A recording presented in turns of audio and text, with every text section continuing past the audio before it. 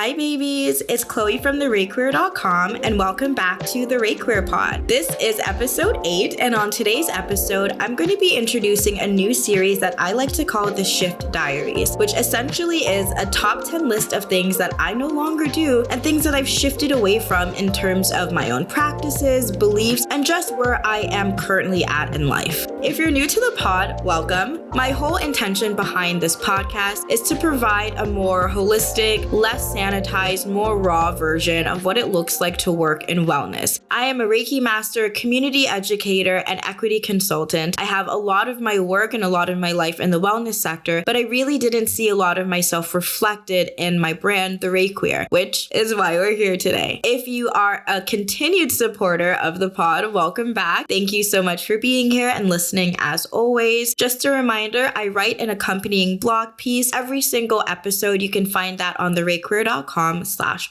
All right, so let's hop right into it. So I've been thinking about making the series for a little bit, and it's because I've been seeing a lot of people reflecting on their current stage in life, thinking about the advice they would give their younger selves, things like that. And that really got me thinking. I'm currently 28 years old. I'm the oldest I've ever been, and I'm the youngest that I'll ever be ever again. And now that I'm in my late 20s, approaching my 30s, I'm reflecting so much more on the things that I've learned and the shifts that I've made throughout my life and the decisions that I've made to bring me to this current spot right now. So I want to share with you a top 10 list of things that I no longer do or no longer believe in that really has helped me be a better person, but has also marked my transition between someone who was still very much a child to someone who feels more like a full-blown grown-up, which is kind of crazy to say. Number 1, I no longer seek closure from people who have harmed me. Clock that T. Clock it. Now, this was a really big one, and honestly, I had to learn this lesson the hard way, which you have heard me say at this point a few times in this podcast. Unfortunately, that's just how I like to learn. The myth of having closure from the person that has harmed you has really never served me, and when I think back about it, has only ever perpetuated feelings of resentment and feelings of shame. If I'm being completely honest, the way that I had to learn this is that I've had to move on from situations where I never ever got an apology for the things that were done wrong to me. I think back to my childhood and how I was treated by my parents. I think back to my early adulthood and how I was treated by the people that I've dated. And in all of those situations, I was massively wronged, I was harmed, I was even abused in some of those extreme situations, and I had to move on with my life having never ever received an apology. More than that, usually I had to move on with my life shouldering the blame and being very much blamed for the things that went on, as if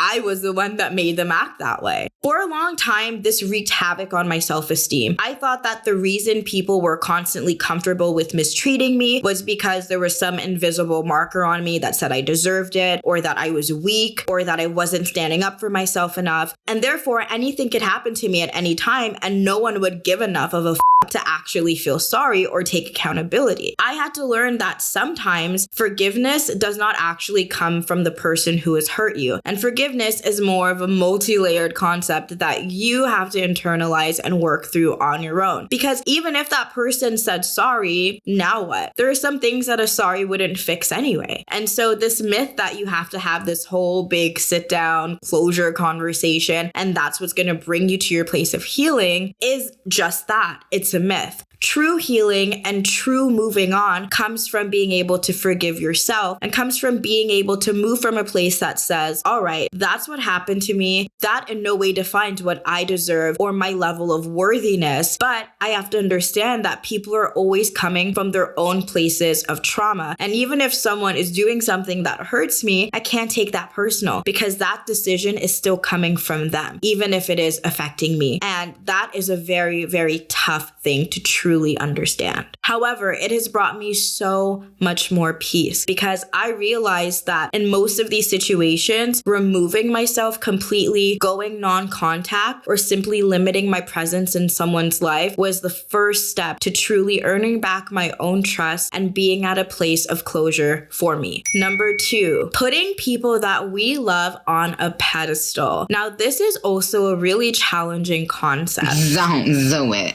Don't Don't do it. So when we adore someone, when we genuinely, truly love them, it makes so much sense to put them on a pedestal in the sense where we truly believe them to be a cut above the fray. We truly understand these people to be the best of the best. And I'm not taking that away from anyone because truly that could very much be the case. The people that we love, the people that we respect, and the people that give that love and respect back to us do deserve to be treated with that high regard, 100%. And for the most part, this isn't a huge issue until it is. So I'll give you an example. So when we love someone so deeply and we consciously or subconsciously put them on a pedestal, what we are saying is that they are in such high esteem to us that they are almost infallible. And when you're infallible, that means you're damn near perfect. You can't make a mistake and you can't up. But as we know, that's so not true. We are all humans in the human world. There will always be times where we might not say the right thing or do the right thing, even by the people that we love. Another thing is that when we put people on a pedestal like that, that dehumanizes them. That takes away their ability to make a mistake. And then when they do make a mistake, which they will inevitably, again, because they're human, the fall from grace is that much harder to understand because in our minds, we had them at this place. We encased them in this glass that said they can do no wrong. And then when they do, the devastation can feel really hard to come back from. I don't want to make excuses for friends or loved ones that have hurt us in profound ways. That's not what this is about. I'm just saying that when we truly love someone, the best thing we can do is love them in a way that recognizes the human inside of them and loves them regardless, rather than placing them at a place that says they cannot fall. Rather than putting them on this glorified pedestal that makes it hard for them to actually live up to the expectation of being that person in your life. That's a lot of pressure, you guys. So I think one way that we can do this is we can just make sure that we're allowing people to have human moments. If someone's having an off day, you can't take it personally, all right? Someone is allowed to feel off. Someone's allowed to have a little attitude every now and again. And when you start to feel this sense of devastation because they're acting outside of the ways that you want them to act, or they're acting outside of this,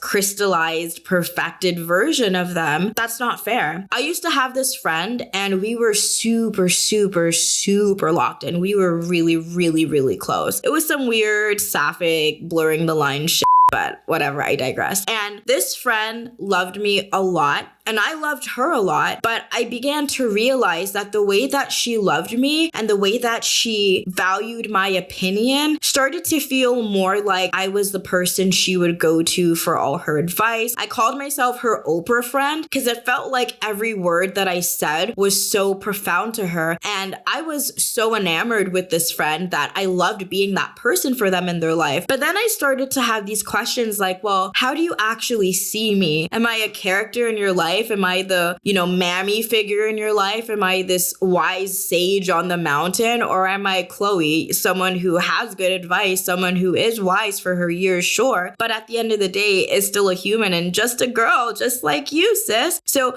I think asking her to take me down from that pedestal was very, very pivotal. Now, the friendship didn't last. I don't know if that was to do with that dynamic or not, but all that to say it's not a healthy start or a healthy place to grow from. Number 3, I no longer try to change people's opinions about themselves. I'm not gonna period. Now, in my younger years, I would always meet these people that had pretty low self-esteem, and they would say things about how they weren't worthy enough, or they weren't a good enough person to be around me, or in the case of the people I dated, they said, I'm no good for you. I'm no good for you. And because I saw so much beauty and light in them, and I desperately wanted them to see themselves the way that I saw them, I thought it was my responsibility as a person who loved them to help them see the light, to help them see how amazing they were, and to change their perception around themselves. Now, I touched on this lightly a couple of episodes ago, but when you're dealing with people that have a deep sense of internalized shame, more often than not, they don't actually view themselves as worthy of receiving love. And when someone doesn't think of themselves themselves as worthy of love, when people come around to love them, there is an immediate suspicion of these people. They cannot trust you to love them because they do not think they are lovable. So if you are coming around claiming to love them, that is going to trigger and elicit certain responses in them, which almost always rears its ugly head towards the end of the relationship. The truth is, you can't love someone into loving themselves. The love that you pour into someone can never be enough to overflow so that they can pick up some of that love and dress themselves with it. I wish that's how it worked. And, to be fair, I'm sure there have been cases where someone sees how thoroughly and completely someone loves them and it inspires them to want to love themselves. But those are two different things because that person is still taking the initiative and still doing the heavy lifting to find out what about themselves feels so unlovable and to make the brave decision to try to override their internal systems and actually bring that love to the forefront for themselves. That is not something that you can do for someone, nor is it something that you should take upon yourself as a responsibility. Maya Angelou said it best: when someone tells you who they are, believe them the first time. If someone is coming to you with degrading or horrible thoughts about themselves, that doesn't necessarily mean that that's true, but what it does mean is that they believe that about themselves. And if something is real in the imagination, it's real in real life. And so be careful out here, because people that have that sense of hatred towards themselves really struggle with loving and understanding the concept of being loved. And I myself have been in situations where I feel drained all the time because I'm constantly pouring it out to prove to them that they are lovable, but there's nothing that I can do if they don't already have that inside of them. Number 4, I no longer believe, consciously or subconsciously, that people who are spiritually gifted or even people that work in the wellness sector like myself are inherently trustworthy or good people. There are people in this world that are spiritually gifted. They have gifts that they've brought with them to this lifetime that enable them to be amazing practitioners or encourage them to have amazing foresight or be able to have sensitivities to things that we've never understood before. People that can truly blow our mind with their insight, with their level of thinking, with their creativity, with their skills. There are people not only in the wellness sector, but in general, that are massively talented, terribly creative, and still struggle with integrity. I like to think of it this way. Every person shows up as a whole person. And what that means is that as humans, we are obviously in the human world. However, we are embodied spirits. And so everyone is going to show up as their spiritual self and their human self in various degrees, depending on what they're open to and who they are, of course. And so people that have, say, amazing spiritual gifts, people that are working in wellness, people that are Reiki practitioners, people that are in the healing arts of any type, they are bringing forth these amazing spiritual gifts and they're showing up as their human selves. It's both. And not every single time do those things align. It's kind of like if you can think of someone who is massively talented, who is such an amazing painter or singer or artist or writer, and who is by all accounts not a great person. That's because they're bringing with them their spiritual selves and their human selves. And because we are humans in the human world, we are all susceptible to experiencing and repeating toxic cycles. Just because someone comes here with these gifts does not mean that they are inherently trustworthy. Now, when I was a baby spiritual, when I was first getting into the wellness sector, I had this open-heartedness about me that really truly felt that everyone who I was meeting in this sector, everyone who was sharing their spiritual gifts with the world, anyone who was finding themselves in the healing arts had to, in my head, had to have a sense of integrity to even practice this. But that's not true at all. That's why I always encourage people who are on their wellness journeys, people who are interested in working with practitioners, people who are interested in the healing arts, whoever you want to work with, feel them out. Use your discernment, trust your gut feelings, ask questions, ask about their personal politics, check in on who they hang out with, what they believe in, what they do, what they say. All of these things matter because at the end of the day, they are still human in the human world, just like you.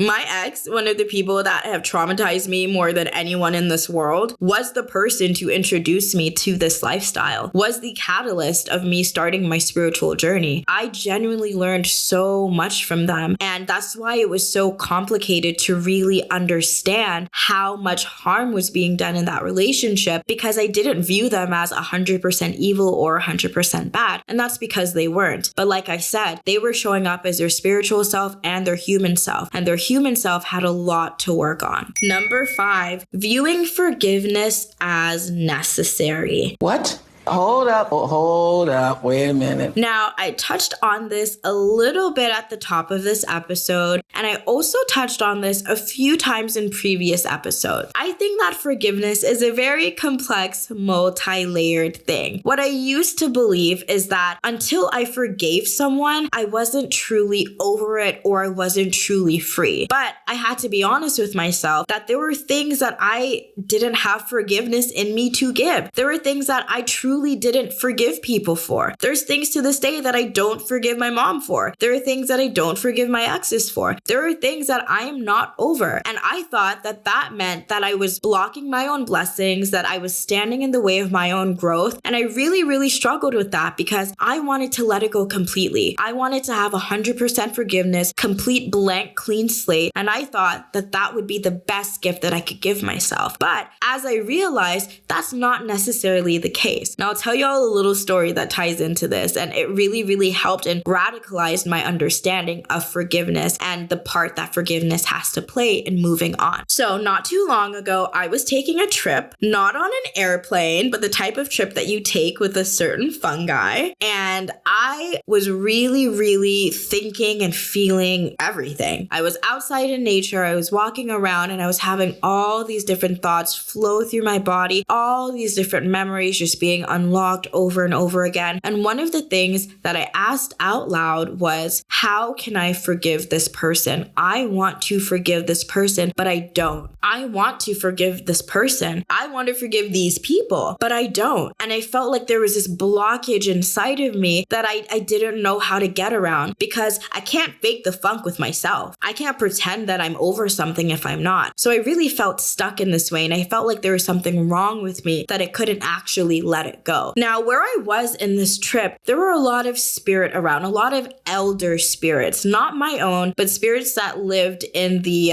nature where I was in. And I was communicating with them basically the whole time I was there and the whole time I was on this trip. And so when I asked that out loud about how can I actually finally forgive these people, I was actually shown an image. I heard a response back right away, but I didn't hear it in the sense where someone was whispering in my ear or something. I actually saw an image that was put right in my mind at that moment. And what this image was a glass of water and a big pill inside of the water, kind of like an Alka-Seltzer. And as I was watching, the pill started to dissolve in the water, but obviously it took a little bit for it to dissolve. And the message in that for me was that forgiveness was like that pill in the water. As you spend the time with it, layer by layer, it starts to dissolve and integrate with the rest of your life. However, it's not an immediate process. And there is a sense of time that is really necessary to allow that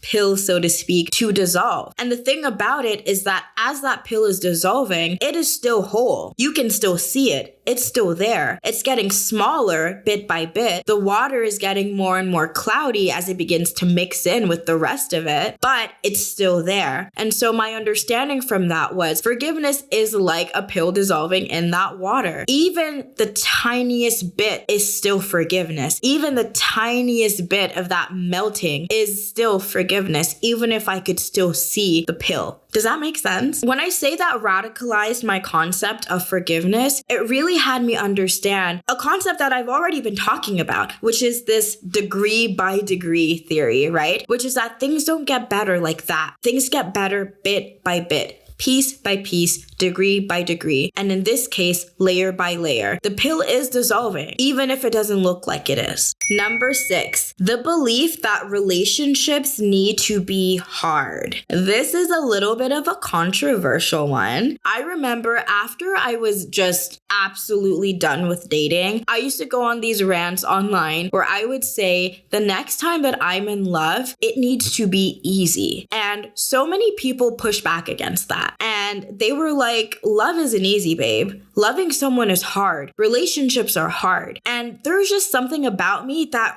really resisted that. And I just didn't believe it. I'm like, my person is not gonna be hard. I've had hard. It shouldn't be hard. It's not gonna be hard. Not for me. Once things start to feel like, ooh, I am trudging through. This is so hard. Why is this so hard? And believe me, I had so many moments in my previous relationships where I am head over heels in love with these people. And all I can think of is, why the fuck is this so hard? Why is this bringing me to my knees? But everything around me, songs, movies, everything, poems, people in my life, books, everything pointed to this definitive truth that being in relationships is hard and that is just what it takes to be in a true relationship. That you are going to struggle, but that struggle means that it's worth it. That struggle means that it's real. Bullshit.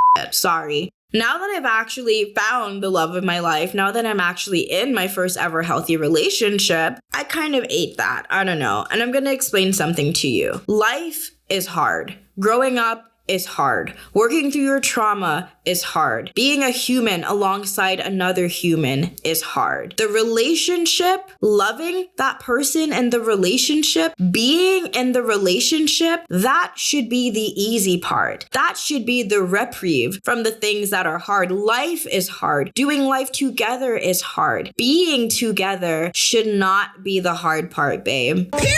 The struggles of life and the real life, real shit struggles that you are in when you are in a real relationship are the struggles that come with aging, the struggles that come with success, the struggles that come with the natural ebb and flows and up and downs of being a person in society. That is the tough part. Being together is the easy part. Being together is the reward. Being together is the part where you get to relax and chill. That is when you get to ease into the love. That is the bomb, so to speak. And when I say hard stuff, that's what I'm referring to. I'm not referring to people disrespecting you. I'm not referring to people mistreating you. I'm not referring to people betraying your trust. That's not the hard stuff. Now, when I was 19 years old, taking back that man over and over and over again, that's because I thought that this is what it meant to be in a relationship and all the struggles that everyone talked about overcoming, that this was our struggle to overcome. Bless my heart. Bless my heart.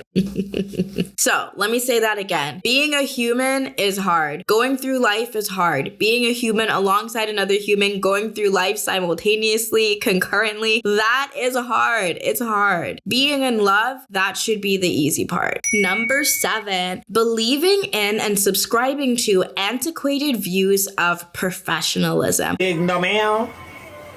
No ma'am. Now, y'all don't know this about me, but for a very, very long time, I was actually a corporate girly. I know. Obviously, that didn't work out too well for me. But for a very long time, I was very much indoctrinated into these old school ways of being professional. I thought that professionalism was your classic dress code, speaking in a certain way, acting in a certain way. And I don't want to take away from that because there's a lot of that is actually true. That does actually make sense. But I also think that a lot of these rules of professionalism are antiquated in the way that they are based on a society that valued white people, let's just say it, over everyone else. And so in the workplace, there is this performance that we are expected to have as people of color that mimics what that looked like. So for example, people that have different body shapes that might be a little bit more curvy or voluptuous in some places. All my girlies that have a booty that feel like they have to tuck tie a cardigan around their waist, even though they're wearing dress pants like everyone else, because their bodies are inherently viewed as unprofessional. Obviously, Black people in the workplace and the way that we wear our hair, thinking that we can't have color, thinking that we can't have pretty, cute, fun styles, that it has to be straight down or straight back or up in a bun. Even down to the language that we use. Now, y'all, obviously, I'm not saying to show up in your workplace with your G-string showing, but depending on where you work, that could be totally fine. But what I'm saying is we are in a new era, all right? And so we get to define as young professionals what actually works for us. In my opinion, as long as you are not detracting from or taking away from your ability to show up and do the best you can, what's the problem? I used to struggle so much when I was in a corporate setting because where I worked, we were not customer facing. So we were actually only speaking with people online or over the phone. We weren't actually interacting with our customers. So why does it matter what type of pants I have on? Why does it matter if I'm wearing jeans on a Friday versus a Wednesday? Again, these antiquated rules that don't actually make any sense. That in no way is distracting from or taking away from my ability to be amazing at my job. So in my professional life, y'all, I have delivered full lectures in crop tops. I have shown up as my exact whole self because I know that I have the talent, the professionalism, the punctuality, the quality to show up how I need to and how I want to show up, because in no way does my presence detract from what you're actually receiving from me in terms of the benefit of my work and in terms of, again, the quality of my work. Now, if I were doing things that took away from my ability to be present, fair enough. In my opinion, anything that takes away your ability to be present is unprofessional. Anything that removes you from your values and the intention of what you're doing and why you're doing it is unprofessional. What you're wearing, to a degree, within reason, I just don't subscribe to that. The type of language, as long as it's accessible to your audience, rock out.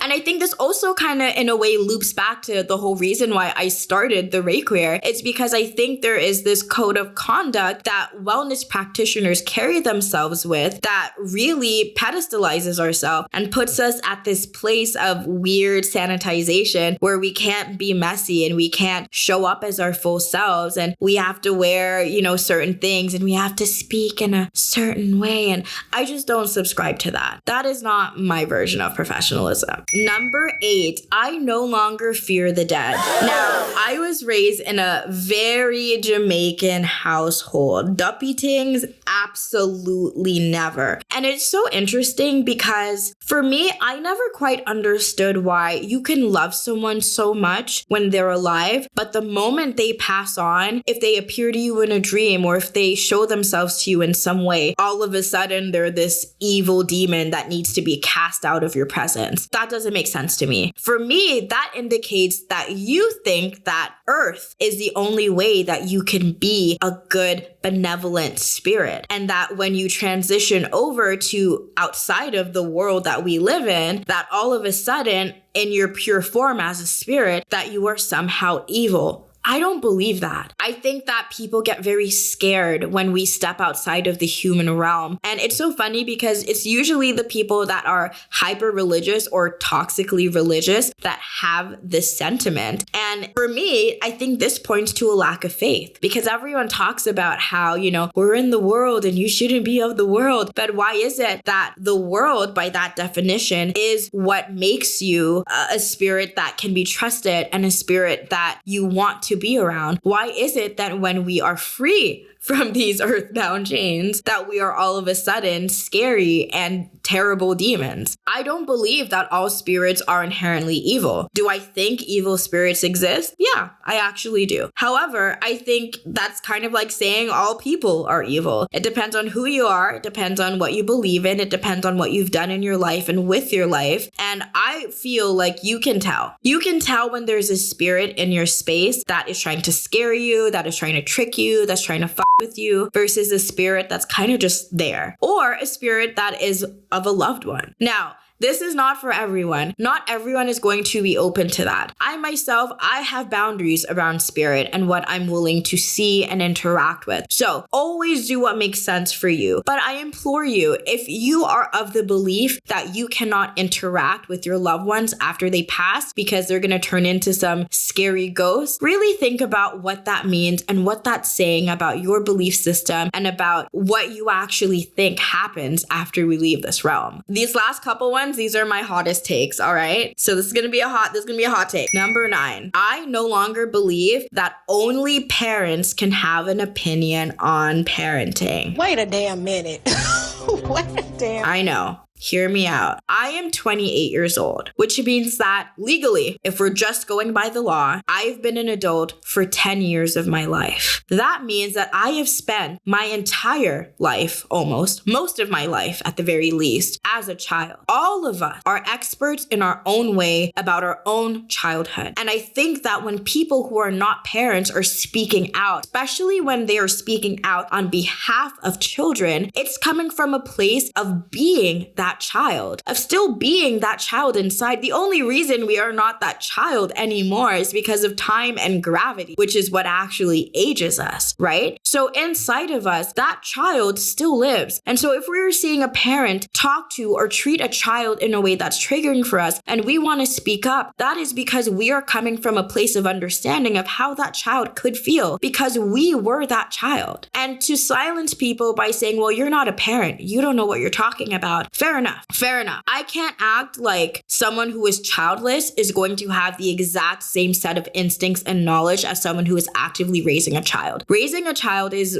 the hardest job ever. So I'm not taking anything away from parents whatsoever. But what I am saying is that we all have a part to play in speaking up for children who are the most disrespected, I think. One of the most, I should say, disrespected populations of people. People don't respect children's autonomy. They don't respect their opinions. They don't respect their feelings. Not everyone, of course, but in general, children are not regarded with the same respect as adults. And so if someone is speaking up on behalf of a child when it comes to the way that a parent is treating said child, sometimes the value in that is understanding that they are not coming from a place of trying to put themselves in the position of the parent, but coming from a place of being an expert on their own childhood experience, especially if it mirrors the experience of the child in question. Does that make sense? All right, and my final point, and this is the spiciest one. Y'all don't get mad. Don't throw tomatoes at me. Don't throw any chairs. Just hear me out, okay? Number 10, I no longer believe in the he, him, God. Moment of silence. Let me explain.